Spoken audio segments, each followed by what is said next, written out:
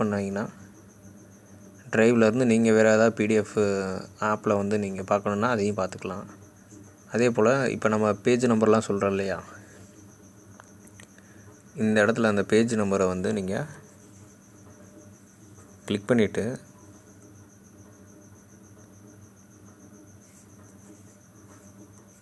Page number என்னவோ அதை click கொடுத்தீங்கன்னா போதும். இப்போ எக்ஸாம்பிளுக்கு ஒரு 46வது பக்கம் அப்படிங்கிறப்ப இந்த இடத்துல உங்களுக்கு 46 வந்து பாசிபிலிட்டி என்னென்ன இருக்கோ அது எல்லாமே கிடச்சிரும் உங்களுக்கு.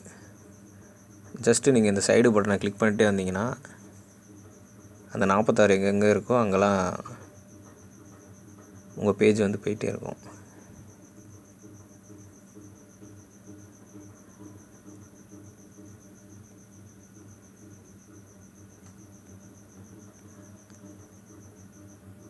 இது மாதிரி நீங்கள் ஈஸியாக டவுன்லோட் பண்ணிவிட்டு கொஸ்டினுக்கு கீழே நம்ம கொடுக்குற அந்த புக்கு பேஜ் நம்பரை வச்சு நீங்கள் அந்த இடத்துக்கு வேகமாக போக முடியும்.